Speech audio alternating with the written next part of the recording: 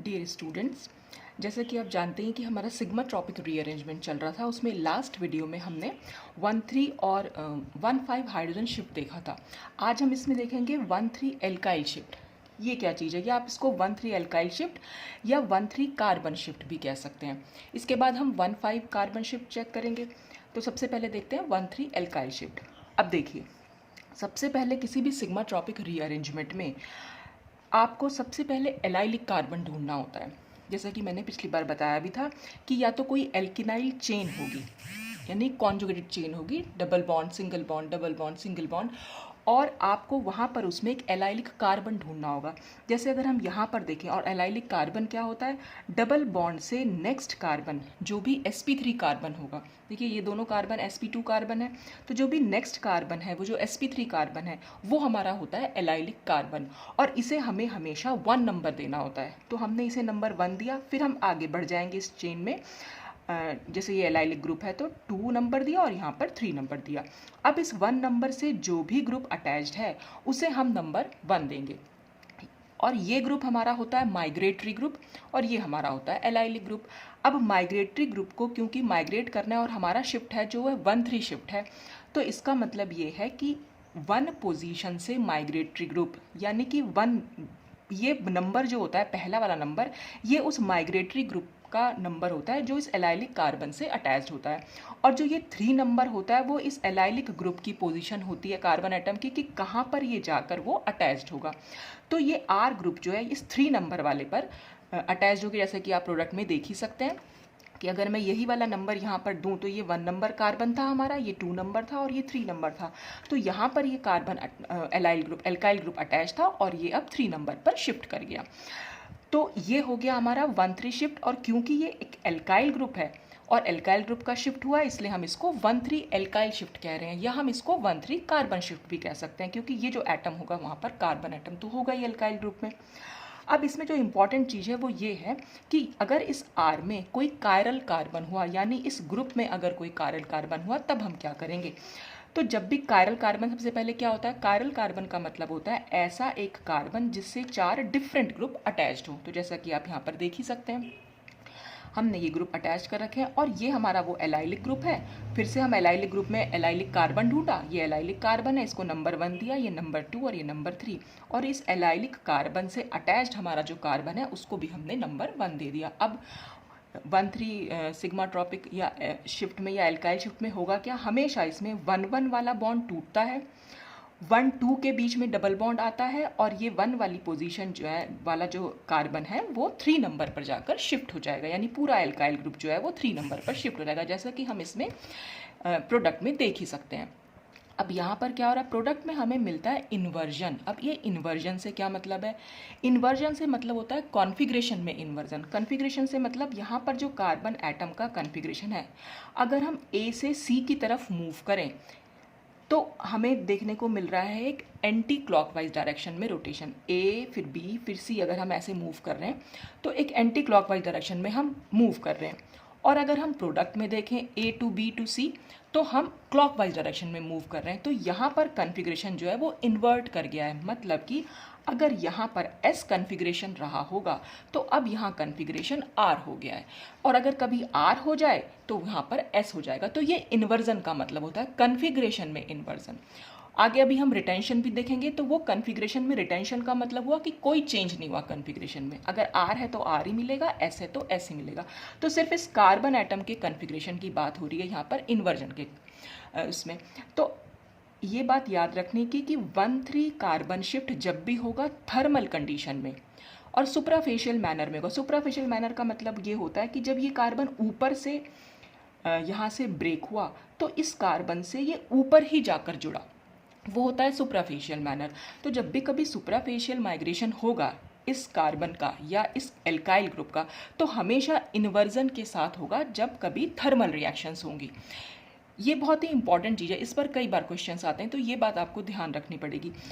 अब हम देखेंगे ये कि ये इन्वर्जन आखिर हमें मिलता क्यों है। तो उसके लिए सबसे पहले हमने थर्मल रिएक्शंस देखी।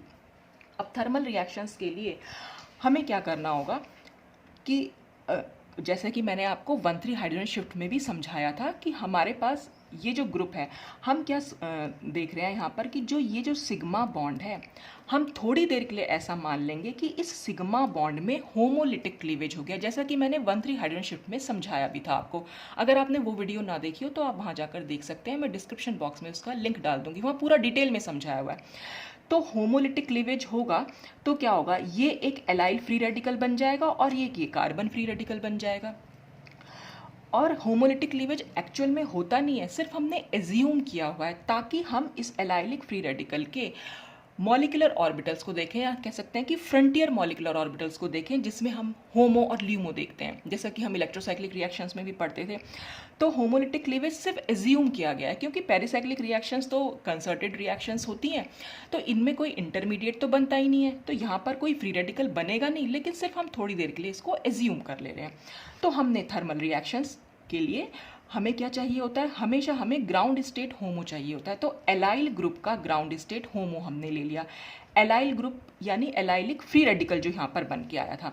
देखिए एलाइलिक फ्री रेडिकल अब बनेगा कैसे, यहाँ पर अगर हम होमोलिटिक क्लीवेज दिखा देंगे तो ये CH2 पर एक फ्री रेडिकल आ जाएगा, मतलब एक इलेक्ट्रॉन रह जाएगा, क्योंकि सिग्मा बॉन्ड का एक इलेक्ट्रॉन इस कार्बन के पास चला जाएगा और एक इस कार्बन के पास रह जाएगा, और ये इसके अपने ग्रुप्स हैं ही, और ये C और ये डबल बॉन्ड और यहाँ पर CH2।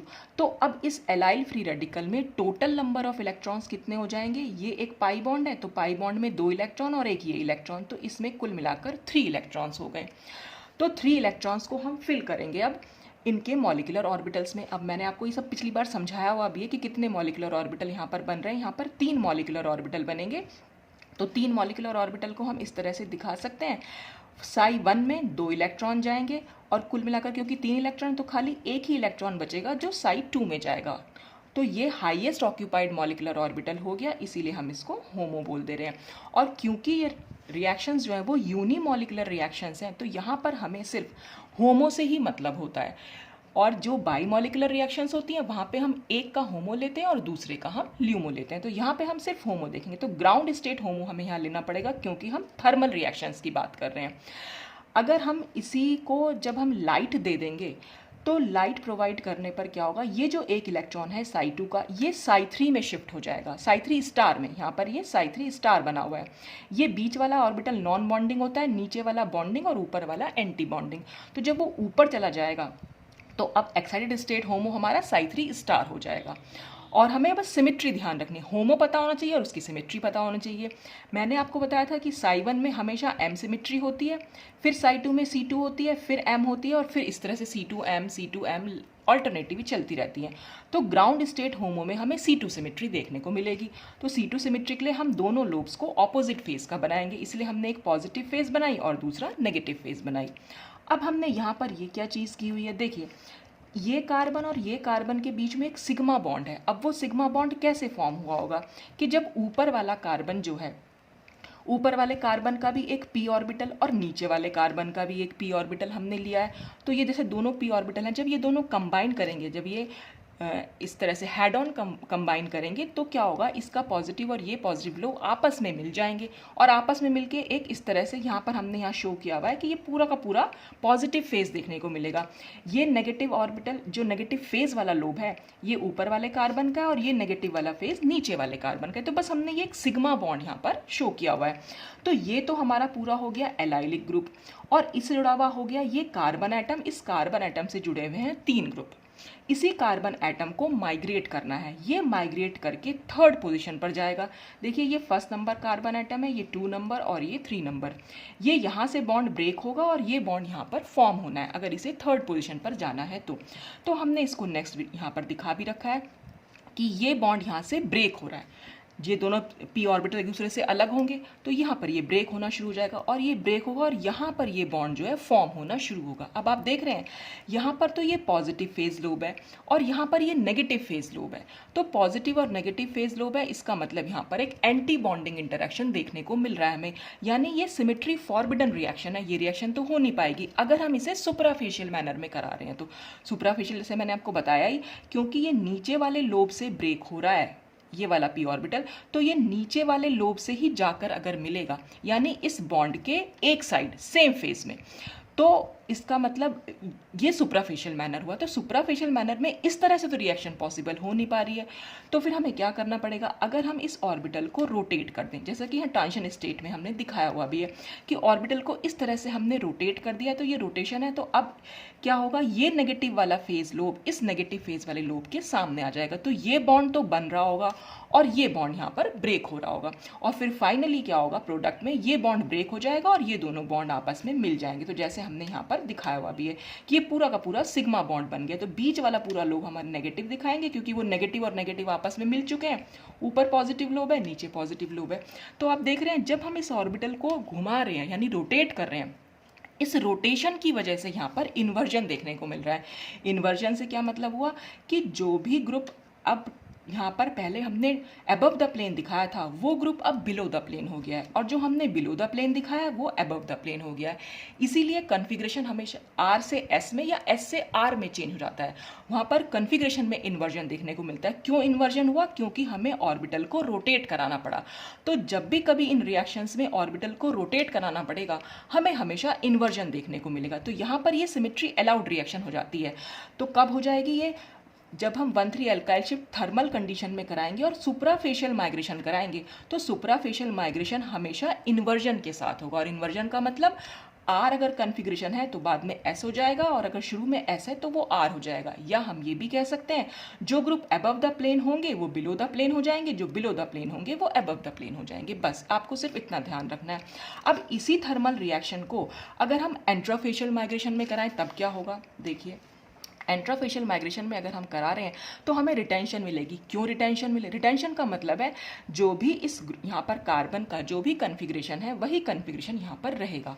कैसे रह रहा है, देखिए जब ये सिग्मा बॉन्ड ब्रेक होगा, यहाँ पर हमने ये ब्रेक होता हुआ दिखाया, और एंट्राफेशियल होना है। एंट्राफेशियल का मतलब है अगर ये नीचे वाले लोब से यहाँ पर ब्रेक हो रहा है तो अब यहाँ ये ऊपर वाले ब्रेक से लोब होगा से अटैच्ड होगा, मतलब यानी इस जो हमारा बॉन्ड है इस बॉन्ड के ऑपोजिट फेजेस वाले जो लोब्स हैं, यानी ये वाला फेस, यहाँ पर मैं ये वर्ड यूज़ कर रही हूँ, फेजेस एक होता है PHAS, ये पॉजिटिव और ये नेगेटिव फेज हैं। और फेस मतलब इसका एक साइड और इसका दूसरा साइड, तो सेम साइड तो सेम फेस, ऑपोजिट साइड तो ऑपोजिट फेस। तो यहाँ पर हम ये जो ले रहे हैं ये ऑपोजिट फेस ले रहे हैं, ऑपोजिट फेस ये वाला ऑपोजिट फेस ले रहे हैं क्योंकि यहाँ पर ये नीचे की साइड है और ये वाला लोब, और ये वाला लोब ऊपर की साइड है। तो ये एंट्राफेशियल माइग्रेशन हुआ, और एंट्राफेशियल माइग्रेशन में आप देख रहे हैं कि ये भी पॉजिटिव लोब है और ये भी पॉजिटिव लोब है, दोनों के पॉजिटिव लोब आपस में मिल रहे हैं। तो इसलिए हमें इसे रोटेट कराने की कहीं ज़रूरत नहीं पड़ रही है, ये सिमेट्री अलाउड रिएक्शन है। और जब ये सिमेट्री अलाउड है तो यहाँ पर हमें हमेशा रिटेंशन देखने को मिलेगी, यहाँ पर कोई रोटेशन नहीं होगा। तो 1,3 एल्काइल शिफ्ट थर्मल कंडीशन में अगर एंट्राफेशियल माइग्रेशन कराएंगे तो हमेशा वहाँ पर रिटेंशन देखने को मिलती है। अब हम आते हैं फोटोकेमिकल रिएक्शन में। तो फोटोकेमिकल रिएक्शन में एलाइलिक फ्री रेडिकल का हमें लेना पड़ेगा एक्साइटेड होमो, यानी वो क्या चीज़ थी, वो था Psi3 स्टार, और वहाँ हमें मिली थी एम सिमेट्री। तो अब एम सिमेट्री है तो हमें दोनों लोब्स को जो है वो सेम फेस का दिखाना पड़ेगा, यानी यहाँ भी नेगेटिव दिखाना पड़ेगा और यहाँ भी नेगेटिव, या यहाँ भी पॉजिटिव ये भी पॉजिटिव, तब आप नीचे वाले नेगेटिव दिखा सकते हैं। और ये हमारा सिग्मा बॉन्ड बना ही हुआ है। और अब क्या होगा, ट्रांजिशन स्टेट में क्या होगा, ये बॉन्ड तो यहाँ से ब्रेक हो रहा होगा क्योंकि यहाँ से ये टूट रहा है, और ये बॉन्ड यहाँ पर फॉर्म हो रहा होगा। और यहाँ पर क्योंकि दोनों ही सेम फेज हैं, ये भी पॉजिटिव फेज है और ये भी पॉजिटिव फेज है, जब दोनों ही सेम फेज है तो इसका मतलब ये सिमेट्री अलाउड रिएक्शन है, और सिमेट्री अलाउड रिएक्शन है तो आराम से ये फिजिबल हो सकती है। और सुप्राफेशियल माइग्रेशन ही हो रहा है क्योंकि नीचे से नीचे ही जा रहा है।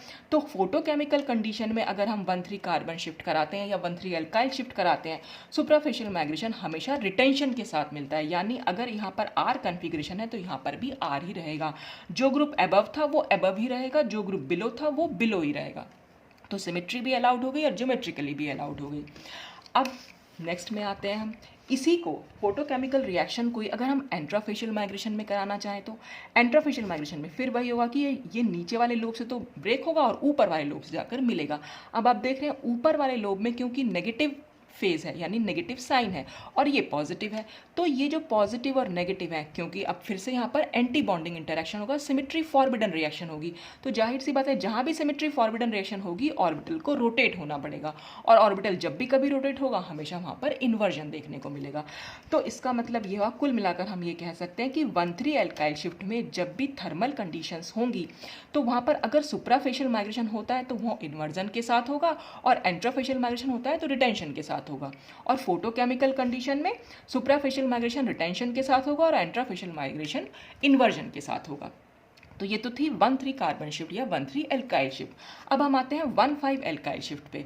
अब 1,5 एल्काइल शिफ्ट में सबसे पहले हम देखेंगे थर्मल रिएक्शंस। तो थर्मल रिएक्शन जैसा कि पता ही है आपको, ग्राउंड स्टेट होमो लेना पड़ेगा। यहाँ पर भी हम पेंटाडाइनाइल रेडिकल बन जाएगा हमारा जो ये बना हुआ था, ये जो 1,5 एल्काइल शिफ्ट हम कैसे दिखा सकते हैं, यहाँ पर ये कार्बन था, ये हमने इसको नंबर 1 दिया, ये 2, ये 3, ये 4 और ये 5, और यहाँ पर होमोलिटिक क्लीवेज दिखा रहे हैं। तो जब ये होमोलिटिक क्लीवेज होगा तो इस कार्बन का ये इलेक्ट्रॉन अलग हो जाएगा और इस कार्बन का ये इलेक्ट्रॉन अलग हो जाएगा। तो यहाँ पर कुल मिलाकर हमारे पास कितने इलेक्ट्रॉन्स आएंगे, क्योंकि एक पाई बॉन्ड ये है, एक पाई बॉन्ड ये है और एक इलेक्ट्रॉन ये है, यानी कि 2 पाई बॉन्ड है तो 4 इलेक्ट्रॉन तो ये हुए और 5th नंबर का इलेक्ट्रॉन ये हो गया। तो कुल मिलाकर इसके पास 5 इलेक्ट्रॉन है। और मैंने आपको ट्रिक भी बताई थी कि हमेशा कभी भी हमें चेक करना हो कि हमें कितने ऑर्बिटल बनाने हैं और कितने इलेक्ट्रॉन फिल करने हैं, तो जो भी नंबर यहाँ लिखा हुआ होता है उतने ही तो ऑर्बिटल बनते हैं, मॉलिकुलर ऑर्बिटल, और उतने ही इलेक्ट्रॉन हमें फिल करने होते हैं। इसका मतलब यहाँ पर 5 मॉलिकुलर ऑर्बिटल बने हुए होंगे। तो हमारे 5 मॉलिकुलर ऑर्बिटल अगर मैं इस तरह से यहाँ ड्रॉ कर दूँ और हमें 5 इलेक्ट्रॉन फिल करने हैं, तो 2 इलेक्ट्रॉन यहाँ जाएंगे, 2 इलेक्ट्रॉन यहाँ और 1 इलेक्ट्रॉन यहाँ, यानी कि ये psi1 हुआ, ये psi2 हुआ, ये psi3, फिर psi4 स्टार और psi5 स्टार। ये हमारा नॉन बॉन्डिंग होता है, ये दोनों बॉन्डिंग होते हैं और ऊपर वाले दोनों एंटी बॉन्डिंग होते हैं। तो अब होमो क्या हो गया, हमारा psi3 हो गया, और इसकी सिमेट्री क्या हो जाएगी, यहाँ पर सिमेट्री हमें m देखने को मिलेगी, क्योंकि psi1 में m होगी, यहाँ C2 होगी, फिर यहाँ M होगी, तो M सिमेट्री होगी। और जब हम इसे एक्साइट करा देंगे तो ये इलेक्ट्रॉन जो है लाइट को एब्जॉर्ब करके ऊपर चला जाएगा, तो एक्साइटेड स्टेट होमो हमारा psi4 स्टार हो जाएगा और वहाँ पर सिमेट्री हो जाएगी हमारी C2। ये सब कुछ मैं पहले भी एक्सप्लेन कर चुकी हूँ अपने प्रीवियस वीडियो में, वहाँ पर जाकर आप ध्यान से देख सकते हैं। ये मैं बहुत शॉर्ट में ही समझाया है आपको। तो ये हमने यहाँ पर इतना जो हमारा ये पेंटाडाइनाइल रेडिकल बना था वो हमने यहाँ पर ड्रॉ कर दिया है। कॉर्नर वाले ऑर्बिटल से हमें मतलब होता है, तो कॉर्नर वाले ऑर्बिटल में हमने एम सिमेट्री दिखा दी, क्योंकि ग्राउंड स्टेट होमो में एम सिमेट्री थी। ये वो सिग्मा बॉन्ड बना हुआ है, ये वो कार्बन एटम है जिसे कि शिफ्ट होना है। तो यहाँ पर ट्रांजिशन स्टेट में हम दिखा सकते हैं अगर सुप्राफेशियल माइग्रेशन हो रहा है। सुप्राफेशियल माइग्रेशन फिर वही है कि नीचे वाला लोब से ब्रेक होगा और नीचे वाले लोब से जाकर ये अटैच्ड होगा। तो यहाँ आप देख रहे हैं ये तो ब्रेक है और यहाँ पर ये बॉन्डिंग हो रही है, यहाँ पर बॉन्डिंग इंटरेक्शन भी है, क्योंकि दोनों में ही पॉजिटिव फेज वाले लोग आपस में इंटरेक्ट हो रहे हैं। तो इसका मतलब 1,5 एल्काइल शिफ्ट थर्मल कंडीशन में अगर सुप्राफेशियल माइग्रेशन में होगा तो हमेशा वहाँ पर रिटेंशन देखने को मिलेगी, क्योंकि यहाँ पर कहीं पर कोई रोटेशन हो ही नहीं रही है। तो अब हम देखेंगे कि क्या एंट्राफेशियल माइग्रेशन में क्या होगा। और एंट्राफेशियल माइग्रेशन में क्या होता है, ये वाला लोब जो नीचे वाले लोब से टूटेगा और ऊपर वाले लोब से जाकर ये फॉर्म होगा। और यहाँ आप देख सकते हैं कि ये पॉजिटिव फेज लोब है और ये नेगेटिव फेज लोब है। तो यहाँ पर ये सिमेट्री फॉरबिडन है, तो ऑर्बिटल को रोटेट होना पड़ेगा, और जब भी कभी ऑर्बिटल रोटेट होता है तो हमेशा वहाँ पर इन्वर्जन देखने को मिलता है। अब हम 1,5 एल्काइल शिफ्ट की ही फोटोकेमिकल रिएक्शन देखेंगे। तो फोटोकेमिकल रिएक्शन में हमें क्या लेना पड़ेगा, एक्साइटेड स्टेट होमो, वहाँ पर हमें C2 सिमेट्री दिखानी है, यानी कि ये दोनों लोब्स को ऑपोजिट फेजेस का दिखाना है। ये हमारा सिग्मा बॉन्ड है। ट्रांजिशन स्टेट में अगर हम देखें ये बॉन्ड बन रहा है और यहाँ से ये बॉन्ड ब्रेक हो रहा है और ये बॉन्ड बन रहा है। तो यहाँ पर एंटी बॉन्डिंग इंटरेक्शन है, क्योंकि ये पॉजिटिव फेज लोब है और ये नेगेटिव फेज लोब है। तो ये सिमेट्री फॉरबिडन रिएक्शन हुई। यहाँ पर फिर से हमें ऑर्बिटल को रोटेट करना पड़ेगा और तब ये नेगेटिव फेज वाला लोब इस नेगेटिव फेज के सामने आ जाएगा। तो सुप्राफेशियल माइग्रेशन जब भी कभी होगा, क्योंकि हमें ऑर्बिटल को रोटेट करना पड़ रहा है, इसलिए यहाँ पर हमेशा हमें इन्वर्जन देखने को मिलेगा। और अगर यही रिएक्शन हम एंट्राफेशियल माइग्रेशन के साथ कराना चाहे तो हमें रिटेंशन देखने को मिलेगी, क्योंकि पॉजिटिव फेज वाला लोब ऊपर वाले पॉजिटिव फेज वाले लोब से मिल रहा है, सिमेट्री अलाउड रिएक्शन हो रही है। तो 1,5 जब भी एल्काइल शिफ्ट होगा वहाँ पर अगर हम सुप्राफेशियल माइग्रेशन कराएंगे तो इन्वर्जन देखने को मिलेगा, और एंट्राफेशियल माइग्रेशन कराएंगे तो हमें रिटेंशन देखने को मिलेगा। तो इसी के बेसिस पर हम इसके कुछ सिलेक्शन रूल्स बना सकते हैं। तो ये सिलेक्शन रूल आपको याद करने पड़ेंगे। ये M+N से मेरा मतलब क्या हुआ कि हम दिखा रहे थे 1,3 शिफ्ट, या हम दिखा रहे हैं 1-5 शिफ्ट। तो ये मैंने आपको पिछली बार ही बताया था कि m प्लस n का मतलब है इन दोनों डिजिट्स को हमें प्लस करके हमें इलेक्ट्रॉन्स देखने हैं, टोटल नंबर ऑफ इलेक्ट्रॉन्स निकल के आते हैं। 1 + 3 यहाँ पर 4 इलेक्ट्रॉन निकल के आए। तो 4 इलेक्ट्रॉन सिस्टम मतलब 4n सिस्टम है। ये तो मैं आपको बहुत पहले कितनी बार समझा चुकी हूँ कि 4 इलेक्ट्रॉन सिस्टम हमेशा 4n सिस्टम होता है और 6 इलेक्ट्रॉन सिस्टम हमेशा 4n + 2 सिस्टम होता है। इसका मतलब जो हम 1,3 एल्काइल शिफ्ट करा रहे हैं वो 4n सिस्टम के अंडर होगा और 1 + 5 जो हो रहा है वो 4n + 2 के अंडर होगा। 1 + 1 3 के अलावा इसमें 1 7 भी करा सकते हैं। ऐसे इसमें 1 5 के अलावा 3 3 हो सकता है, 2 3 हो सकता है। और ये इलेक्ट्रॉन का नंबर हम इसे प्लस करके जो दिखा रहे हैं वैसे भी हम देख सकते हैं। देखिए अगर हम 1,3 एल्काइल शिफ्ट की बात कर रहे हैं, देखिए 1,3 एल्काइल शिफ्ट में इस तरह से तो होता है। तो यहाँ पर हम ये इलेक्ट्रॉन का नंबर या 4 इलेक्ट्रॉन या 6 इलेक्ट्रॉन हम किस बेसिस पर लिखते हैं कि जो जो बॉन्ड में चेंज हो रहा है बस वो हमें वहाँ पर शो करना होता है। तो देखिए ये पाई बॉन्ड यहाँ शिफ्ट हो रहा था और ये सिग्मा बॉन्ड यहाँ शिफ्ट हो रहा था। तो पाई बॉन्ड में 2 इलेक्ट्रॉन है और इस पूरे सिग्मा बॉन्ड में 2 इलेक्ट्रॉन है, तो कुल मिलाकर यहाँ पर 4 इलेक्ट्रॉन्स है, इसलिए ये एक 4n सिस्टम हुआ। और अगर हम 1-5 सिस्टम की बात करें तो 1-5 सिस्टम फिर इस तरह से बढ़ जाएगा आगे की साइड। ये पूरा हाइड्रोजन यहाँ पर दिखा सकते हैं, ये हाइड्रोजन यहाँ दिखा सकते हैं। और 1-5 सिस्टम में अब क्या होगा, ये पाई बॉन्ड भी यहाँ शिफ्ट होगा और ये जो सिग्मा बॉन्ड है ये यहाँ जाकर शिफ्ट हो जाएगा। तो एक पाई बॉन्ड शिफ्ट हो रहा है, दूसरा पाई बॉन्ड शिफ्ट हो रहा है और एक सिग्मा बॉन्ड शिफ्ट हो रहा है। तो कुल मिलाकर 3 बॉन्ड शिफ्ट हो रहे हैं। इसका मतलब ये 6 इलेक्ट्रॉन सिस्टम है और 6 इलेक्ट्रॉन सिस्टम हमेशा 4n + 2 सिस्टम्स होते हैं। तो ये 4n + 2 हम इस तरह से भी दिखा सकते हैं। तो चाहे तो आप दोनों को प्लस कर दीजिए, डिजिट्स यहाँ पर लिखी हुई हैं, और चाहे आप इस तरह से भी देख सकते हैं, ये ऐसे ही निकल के आएगा। तो 4n सिस्टम में हमारा क्या निकल गया, थर्मल अलाउड रिएक्शंस अगर हम सुप्राफेशियल मैनर में करा रहे थे तो इन्वर्जन आ रहा था और एंट्राफेशियल में करा रहे थे तो रिटेंशन आ रहा था। ऐसे ही थर्मली अलाउड अगर हम 1-3 सिस्टम में करा रहे थे या 4n सिस्टम में करा रहे थे तो सुप्रा रिटेंशन के साथ हो रहा था और एंट्रा इन्वर्जन के साथ। और ठीक इसका उल्टा हमें 4n + 2 में देखने को मिलता है। उल्टे से क्या मतलब होता है कि जो भी कंडीशंस यहाँ थर्मल अलाउड में लिखी हुई हैं वो 4n + 2 के ये जो फोटोकेमिकल अलाउड में 4n सिस्टम के लिखी हुई हैं वो 4n + 2 के थर्मल अलाउड में लिखी हुई है। देख रहे हैं आप, ये सुप्रा रिटेंशन एंट्रा इन्वर्जन, यहाँ पर भी सुप्रा रिटेंशन एंट्रा इन्वर्जन।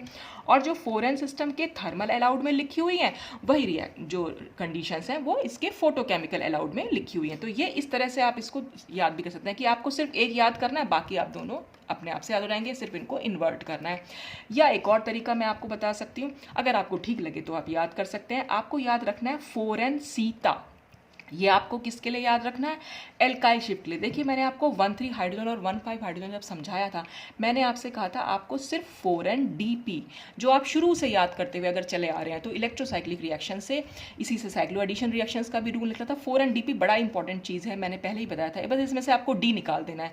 तो 4n सिस्टम में हमेशा फोटोकेमिकल कंडीशन देखने को मिलती है, यानी कि 1,3 हाइड्रोजन शिफ्ट जब होगा वो हमेशा फोटोकेमिकल कंडीशन में होता है सुप्राफेशियल मैनर में। तो यहाँ और 4n + 2 ठीक इसका उल्टा हो जाएगा। तो ये तो हाइड्रोजन शिफ्ट के लिए आपको याद रखना था। एल्काइल शिफ्ट के लिए आपको याद रखना पड़ेगा 4n Sita. S for suprafacial, I for inversion, T for thermal और A for alkyl. Alkyl shift यानी कि या कार्बन शिफ्ट भी आप इसको समझ सकते हैं। अब सिर्फ इतना सा आपने याद कर लिया। अगर आपको ये याद है तो देखिए अब आप थर्मल कंडीशन में ही ये जब सुप्रा करा रहे हैं तो इन्वर्जन मिल रहा है, तो अगर हम एंट्रा कराएंगे तो क्या होगा, इसका ठीक उल्टा मिलेगा, तो एंट्रा रिटेंशन हो गया। तो ये आपकी थर्मल कंडीशन की कंडीशंस याद हो गई। थर्मल के बाद आपको फोटोकेमिकल याद रखना पड़ेगा 4n सिस्टम में। तो जब आपको इतना पोर्शन आपको याद होगा तो आप सिर्फ यहाँ देख सकते हैं कि यहाँ पर हमें फोटोकेमिकल करना है। तो जब थर्मल में सुप्रा इन्वर्जन हो रहा है तो फोटोकेमिकल में सुप्रा रिटेंशन होगा, तो हमने यहाँ सुप्रा रिटेंशन लिख दिया। और जब ये सुप्रा रिटेंशन फोटोकेमिकल में हो रहा है तो एंट्राफेशियल में इन्वर्जन हो जाएगा, तो हमने यहाँ इन्वर्जन लिख दिया। तो सिर्फ आप 4n सीता अगर याद रखें तो ये पूरे सिलेक्शन रूल्स आपको याद हो जाएंगे। और 4n + 2 में जैसा मैंने आपको बताया अगर आपको एक याद है तो बाकी दूसरा आप उसको इन्वर्ट कर सकते हैं कि जो भी इसमें थर्मल अलाउड की कंडीशंस हैं वो 4n में फोटोकेमिकल अलाउड की कंडीशंस हैं, और जो 4n + 2 में फोटोकेमिकल अलाउड की कंडीशंस हैं वो यहाँ पर थर्मल अलाउड की कंडीशन। तो इस तरह से आप अगर आपको ठीक लगे तो आप इसको याद कर सकते हैं, वरना तो ऑर्बिटल घुमा के आपको देखना ही पड़ेगा। तो वो सिर्फ ये है कि शॉर्टकट है ये याद करने का। कॉम्पिटिशन लेवल पे तो बहुत जल्दी आपको क्वेश्चंस करने होते हैं तो आप वहाँ पर कर सकते हैं इस तरह से याद करके। अब इस पर बेस्ड हम कुछ क्वेश्चन 1-2 क्वेश्चन देख लेते हैं। देखिए ये हमारे पास एक क्वेश्चन है, इसमें हीटिंग कंडीशन दी हुई थी। तो हीटिंग कंडीशन दी हुई है, अब हमें क्या करना है, सबसे पहले हमारा काम होता है एलाइलिक ग्रुप ढूंढना और उसमें एलाइलिक कार्बन ढूंढना, और अगर कोई एल्किनाइल चेन दे रखी है तो उसमें एलाइलिक कार्बन ढूंढना। तो डबल बॉन्ड से नेक्स्ट कार्बन जो होगा हमारा sp3 कार्बन जो होगा वो हमारा होता है एलाइलिक कार्बन। तो हमने इसको नंबर 1 दिया, यहाँ नंबर 2 दिया और ये नंबर 3 दिया, और 1 से जो भी कार्बन अटैच्ड है या जो भी ग्रुप या कोई भी एटम अटैच्ड है उसको भी हमने नंबर 1 दिया। तो यहाँ पर वो कार्बन एटम ही है, तो इसका मतलब कार्बन एटम का शिफ्ट होगा, इसलिए ये कार्बन शिफ्ट होगा या एल्काइल शिफ्ट होगा, जिसको भी हम कह सकते हैं। अब हमेशा नंबरिंग हमने दे दी, तो सिग्मा ट्रॉपिक शिफ्ट में हमेशा क्या होता है, 1-1 वाला बॉन्ड हमेशा ब्रेक होगा, 1-2 के बीच में डबल बॉन्ड आएगा, और अगर ये चेन आगे को लंबी होती तो डबल बॉन्ड हमेशा एक नंबर पहले शिफ्ट हो जाता।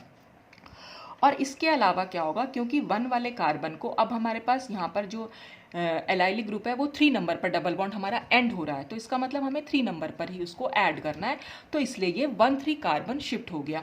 अब हम यहाँ 1-1 वाला बॉन्ड ब्रेक कराएंगे, ये वाला बॉन्ड तो देखिए एज इट इज़ रहेगा, तो हमने प्रोडक्ट में भी एज इट इज़ बना दिया। इस डबल बॉन्ड को 1-2 पोजीशन पर शिफ्ट किया तो हमने यहाँ पर शिफ्ट कर दिया, और इस कार्बन से जो ये कार्बन 1 वाला कार्बन अटैच्ड है तो वो हमने ये 1 वाला कार्बन भी अटैच कर दिया, ये 1 नंबर वाला कार्बन है, और अब क्योंकि ये 3 नंबर से अटैच है तो हमने वो 3 नंबर से अटैच करके दिखा दिया। तो इस तरह से आप क्वेश्चन को कर सकते हैं। अब इसमें इंपॉर्टेंट चीज़ क्या थी, 1-3 कार्बन शिफ्ट सुपराफेशियल मैनर में। देखो सुपराफेशियल कैसे हो रहा है, क्योंकि ये बॉन्ड नीचे से ही टूट रहा है और नीचे ही जाकर लग रहा है, ऐसा तो नहीं हो रहा कि ऊपर लगा दे रहे हैं। तो जब ये नीचे से ही टूट के नीचे की साइड ही लग रहा है तो इसका मतलब सुपराफेशियल मैनर में रिएक्शन हो रही है, और सुपराफेशियल मैनर में हमेशा रिएक्शन इन्वर्जन के साथ होती है। तो अब हम इन्वर्जन कैसे शो करेंगे, आप देख रहे हैं यहाँ पर इस कार्बन पर जो ये डी है वो लेफ्ट हैंड साइड पर है और H जो है वो राइट हैंड साइड पर है, और यहाँ पर D राइट हैंड साइड पर आ गया और ये लेफ्ट हैंड साइड पर आ गया। तो अगर हम यहाँ देखें इस सिग्मा बॉन्ड के अराउंड ये वाला H और ये वाला H दोनों एक दूसरे से ट्रांस हैं, और इस सिग्मा बॉन्ड के अराउंड दोनों H एक दूसरे से सिस हैं। तो अगर यहाँ ट्रांस थे हमें यहाँ सिस बना देना है, यहाँ सिस है तो ट्रांस बना देना है, या फिर जो भी कार्बन से ग्रुप जुड़ा हुआ है राइट हैंड साइड पर उसको हम लेफ्ट हैंड साइड पर बनाएंगे, जो लेफ्ट हैंड साइड पर है उसको हम राइट हैंड साइड पर बनाएंगे। तो इस तरह से हम इन्वर्जन को यहाँ शो कर सकते हैं। तो ये 1-3 कार्बन शिफ्ट हो गया हमारा थर्मल कंडीशन में। अब नेक्स्ट आता है, नेक्स्ट एग्जाम्पल अगर हम देखें, ये एक हमें कंपाउंड दिया हुआ है और यहाँ पर हमें हीटिंग दे रखी थी। अब अगर हीटिंग दे रखी है तो हम यहाँ देखेंगे हमारे कौन से शिफ्ट यहाँ पॉसिबल हैं। तो सबसे पहला काम तो वही होता है कि एलाइलिक कार्बन ढूंढना है। डबल बॉन्ड से नेक्स्ट कार्बन हमारा ये एलाइलिक कार्बन है, हमने इसको नंबर 1 दिया, फिर 2, फिर 3, फिर 4, फिर 5, तो ये हमारा जाहिर सी बात है 1-5 एल्काइल शिफ्ट निकल के आने वाला होगा। और 1 से जो भी ग्रुप अटैच्ड है तो हमने उसको दे दिया यहाँ पर नंबर 1। तो आप देख रहे हैं यहाँ पर भी सुपराफेशियल मैनर में ही रिएक्शन हो रही है, क्योंकि ये H नीचे से टूट रहा है और इस 5 नंबर कार्बन पर नीचे ही जाकर ये लग जा रहा है, तो नीचे जाकर लगा इसलिए ये 1-5 हाइड्रोजन शिफ्ट हो गया। अब क्वेश्चन ये हो सकता है कि भाई हमने 1 नंबर इसी को क्यों दिया, इस कार्बन से, इस 1 वाले कार्बन से तो इथाइल ग्रुप भी और मिथाइल ग्रुप भी है, यानी कार्बन शिफ्ट भी हम यहाँ दिखा सकते हैं, या हम ये कह सकते हैं कि एल्काइल शिफ्ट भी यहाँ दिखा सकते हैं। तो यहाँ पर कार्बन शिफ्ट क्यों नहीं हुआ, ये इथाइल या मिथाइल में से कोई चीज़ यहाँ क्यों नहीं गई। तो उसके लिए एक्सप्लेनेशन ये है कि देखिए यहाँ पर एक कार्बन होगा, जाहिर सी बात है ये कार्बन है और ये भी कार्बन है, तो एक तो है कार्बन कार्बन बॉन्ड और ये कार्बन है और ये हाइड्रोजन है, एक है कार्बन हाइड्रोजन बॉन्ड। तो कार्बन कार्बन बॉन्ड हमारा ज़्यादा स्ट्रांग होता है in comparison to carbon hydrogen bond, तो कार्बन हाइड्रोजन बॉन्ड ज़्यादा इजीली ब्रेक हो जाएगा, इसलिए यहाँ पर 1-5 हाइड्रोजन शिफ्ट हुआ। तो इसलिए हम यहाँ पर कार्बन शिफ्ट ना दिखा के हाइड्रोजन शिफ्ट दिखा रहे हैं। अब दूसरी चीज़ ये, दूसरा क्वेश्चन ये भी हो सकता है कि यहाँ पर तो 1-2-3 पोजीशन थी, यानी यहाँ पर 1-3 एल्काइल हाइड्रोजन शिफ्ट भी तो हो सकता था, ये हाइड्रोजन को हम यहाँ भी तो मूव करा सकते थे, वो हमने क्यों नहीं कराया, क्योंकि 1-3 हाइड्रोजन शिफ्ट हमेशा फोटोकेमिकल कंडीशन में होता है, और यहाँ पर हमें थर्मल यानी हीटिंग दे रखी है तो थर्मल कंडीशन है, तो थर्मल कंडीशन है इसलिए हमें यहाँ पर 1-3 हाइड्रोजन शिफ्ट नहीं देखने को मिल रहा है, और 1-5 हाइड्रोजन शिफ्ट तो हमेशा थर्मल कंडीशन में होते ही हैं, इसीलिए हमने यहाँ पर इसको थर्मल कंडीशन में दिखाया। तो अब इसमें होगा क्या, ये बॉन्ड खिसक के यहाँ पहुँचेगा, डबल बॉन्ड यहाँ मूव करेगा और ये डबल बॉन्ड यहाँ मूव करेगा, तो हमने ये डबल बॉन्ड को यहाँ मूव किया। अब जो ये sp2 कार्बन है, क्योंकि जैसे ये H यहाँ जाएगा ये sp3 कार्बन में चेंज हो जाएगा, तो हमने यहाँ पर उसको sp3, इसलिए हमने इनको कन्फ्यूजन के साथ दिखाया, और यहाँ डबल बॉन्ड आ जाएगा अपना। तो इस तरह से हम यहाँ 1-5 हाइड्रोजन शिफ्ट शो कर सकते हैं। अब हम नेक्स्ट कंपाउंड लें। नेक्स्ट कंपाउंड इसी कंपाउंड का कन्फॉर्मर लिया हुआ है। कन्फॉर्मर से मतलब क्या होता है, देखिए सिंगल बॉन्ड के अराउंड हमेशा रोटेशन पॉसिबल होती है। ये जो ईटी हम टॉप पे दिखा रहे हैं, इसको हम बिलो भी दिखा सकते हैं, एमई को अबव भी दिखा सकते हैं, क्योंकि हम इसको सिंगल बॉन्ड के अराउंड रोटेशन पॉसिबल होती है। ये आपने शायद उसमें पढ़ा हो, स्टैगर्ड कन्फॉर्मेशन और एक्लिप्स कन्फॉर्मेशन। कभी हम स्टीरियोकेमिस्ट्री पढ़ेंगे तो मैं और डिटेल में समझाऊंगी। यहाँ पर सिर्फ मैं इतना ही बता सकती हूँ कि रोटेशन पॉसिबल होती है, और रोटेशन पॉसिबल करने से हमें किसी भी कंपाउंड की डिफरेंट डिफरेंट फॉर्म्स देखने को मिलती हैं। उन्हीं फॉर्म्स को हम कन्फॉर्मेशंस बोल देते हैं या कन्फॉर्मर्स बोल देते हैं। तो ये कन्फॉर्मर है इसका। तो यहाँ पर हमने एमई को अबव द प्लेन दिखा रखा है, और ईटी यानी इथाइल ग्रुप को जो है वो बिलो द प्लेन दिखा रखा है, और यहाँ पर एच जो है हमने ऊपर की साइड शो किया हुआ है। तो अब क्योंकि हमें 1,5 हाइड्रोजन शिफ्ट यहाँ पर शो करना है, तो अब जो हाइड्रोजन सुप्राफेशियल मैनर में जाएगा तो हमेशा हमें ऊपर की साइड ही दिखाना पड़ेगा। तो इसलिए हमने यहाँ पर ऊपर ही इसको दिखा दिया है, और नंबरिंग तो हमने कर ही ली थी। और अब इसमें क्या होगा, ये बॉन्ड इधर शिफ्ट हो जाएगा, ये बॉन्ड इधर शिफ्ट हो जाएगा, और ये एच जो है वो ऊपर की साइड यहाँ पर शिफ्ट हो जाएगा। तो इस तरह से 1,5 हाइड्रोजन शिफ्ट यहाँ पर हम शो कर सकते हैं। तो बस आपको अगर सिलेक्शन रूल्स याद हैं तो आप कोई भी न्यूमेरिकल यहाँ पर या कोई भी क्वेश्चन है वो आप कर सकते हैं। तो आज के लिए तो बस इतना ही। अब नेक्स्ट वीडियो में हम कोप रीअरेंजमेंट को डिटेल में पढ़ेंगे। Thanks for watching.